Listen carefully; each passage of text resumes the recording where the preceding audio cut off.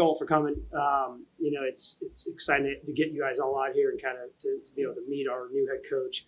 When you're going through a transition, there could be challenges. You could have different kind of excitement about it as well. So when we started this process of making a pretty evaluation of a new leader, we went through an extensive search, interviewed a lot of different people, but Mark stood out pretty much really early in that he's got excellent USL experience, not just coaching, but also having success in USL. And what also stood out was his process.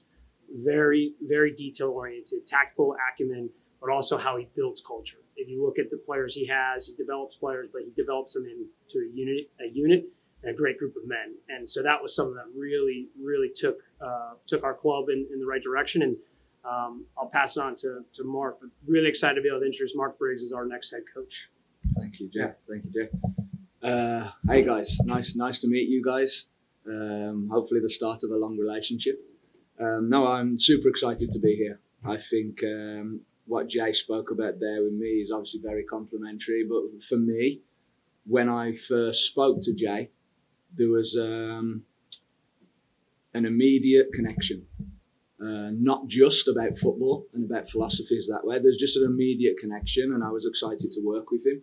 So that for me was the first process in wanting this position. And then you look at the roster, you look at the quality, you look at the facilities and the buildings that you guys are in.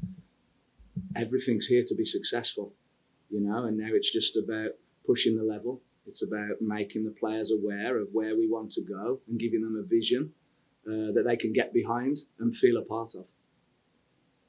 Thank you. So we'll take questions now. And just before you ask your question, just say your name and your affiliation, just so Mark can put an answer to this. So whoever wants to go first. Jeff Spiegel, ABC 3340. When Jay talked about culture, what's the most important part of the process of building that culture? I think first and foremost, it's you hear music playing. When I first got here, there was no music playing. You have to enjoy where you come to work. You have to enjoy what you do. For me, this is the best job in the world, and hopefully my energy can rub off on those guys. But we're under pressure. Pressure's a privilege, as you've probably heard many times. But you have to enjoy what you do. And when you enjoy what you do, you see the level of performance, you see the culture grow.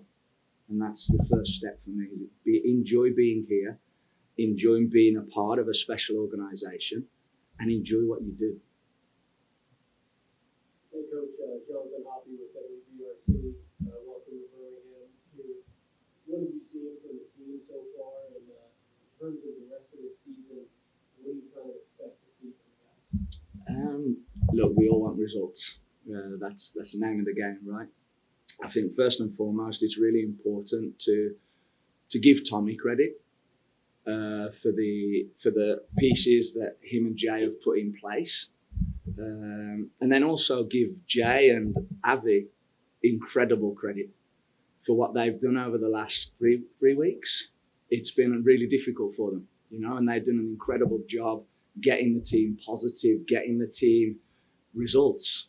So now for me coming in, it's made my life a little bit easier, but it's very important that we don't just throw all sorts of information at them and confuse things. So it's about being simple, giving them some clarity, but lifting the level and the standards of everything that we do. And I guess a follow-up, how would you compare Birmingham, England to Birmingham? That was another part of why I'm here, to be honest with you. I'm from just outside of Birmingham back in England. And being in Birmingham now, it kind of felt like home from home, even like, the people, how receptive they are, how hardworking they are. Something just clicked and something just felt right. Timothy Delling, Sports Media. You have spoken in the past about your desire to go back to England and coming here to a team that's in the league where you have already proven yourself. What do you hope that this can renewing your next step? I think my vision as a coach, I wanted to be in an organisation where I believed in what they were trying to do. And whether that's in England, whether that's in America, wherever that is. And when I spoke to Jay, I believed in what Jay wants to do. I believed in where the leadership of the club, the ownership of the club want to take this project. And that's why I'm so fortunate that Jay gave me the opportunity to be this leader. Where my career goes, who knows? My focus is making Birmingham as best as it can be. Jay, obviously, himself, John, follow the football for us. You mentioned the roster as being one of the attractive reasons you came here. So that leads me to the question: what kind of playing style are you going to instill in this team, and how well do you think the current roster is going to be able to achieve that? That's a great question. I think first and foremost, the talent on the roster is there for everyone to see. I think from a playing standpoint, we want to value the ball. We want to be courageous. We want to have courage. And what I mean by courage is to continue to want the ball. Don't hide behind people, whether you make a mistake or not. I just said to the guys, actually, I'll never scream at you if you make a mistake and you're trying to pass the ball. But if you don't react and you throw your arms up and you blame somebody else, I'm going to crush you. Right? So I want them to want the ball. I want them to play. I want it to be an attractive style. And then when we don't have the ball, to be quite honest, I want us to be horrible. You know, I want us to be nasty to play against. I want good men off the field that are humble and treat people the right way. But when we cross that right line, we've got to represent Birmingham and we've got to die for the crest that's on our chest. And that's the attitude that we have to instill. As a follow-up, historically at Sacramento, especially you played with the after the back in this week. Yeah. Is that something that we may be able to do here, or are we going to see it from that plan as we typically see? Yeah, look, I think as I get to implement my philosophy, I think my philosophy is about principles.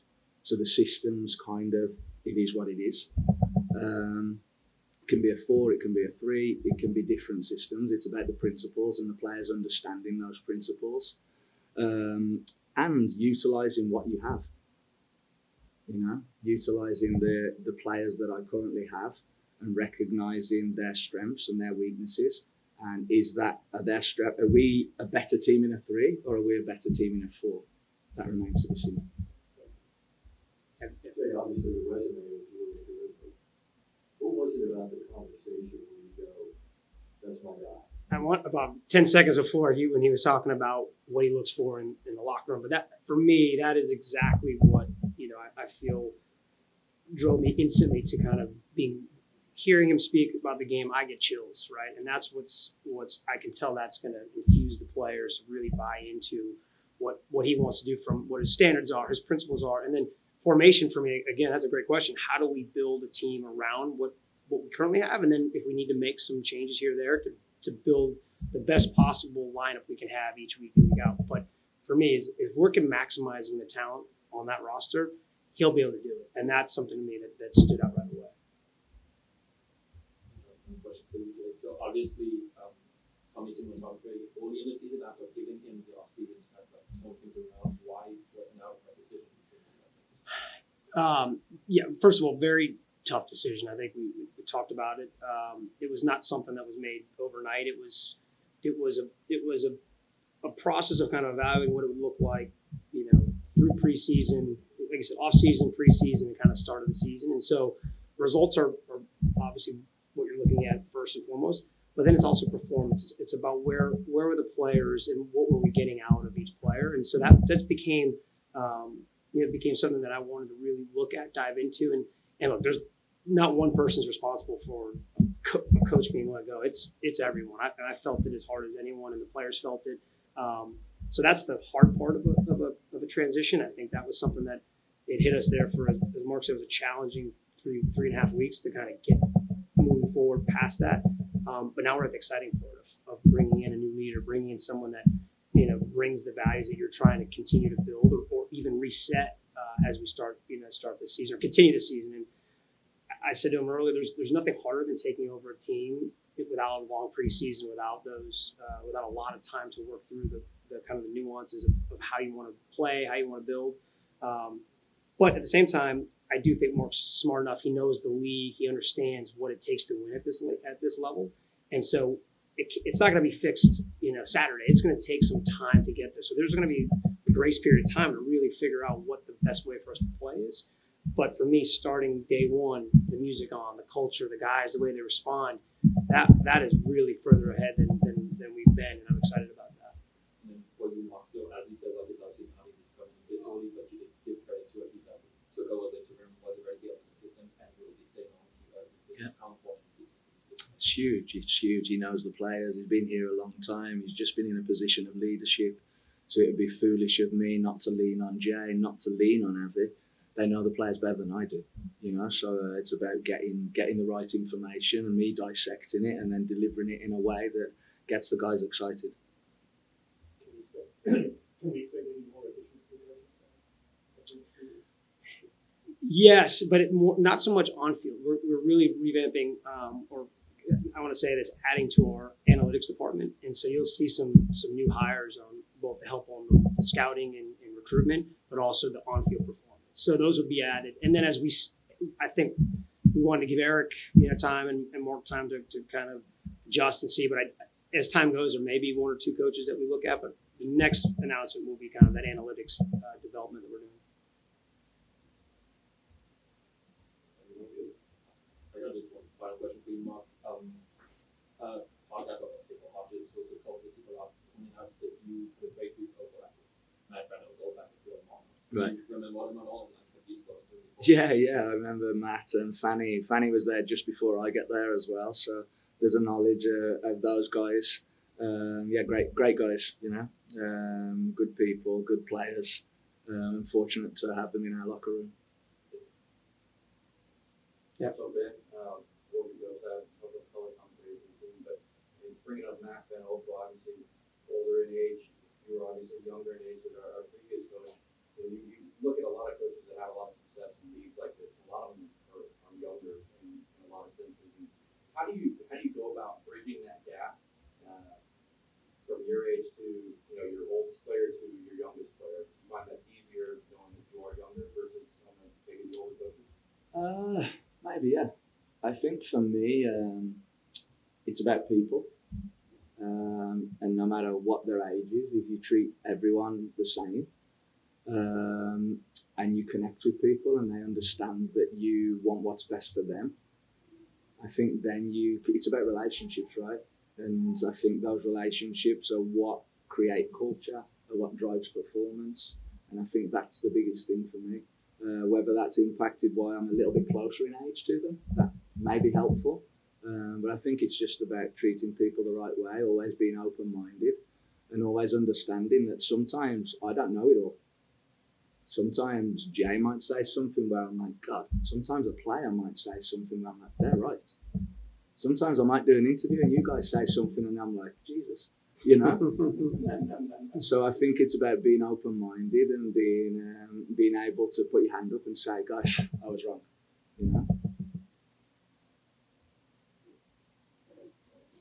Thank you guys for coming. Really appreciate it. Thank you, guys. Thank you.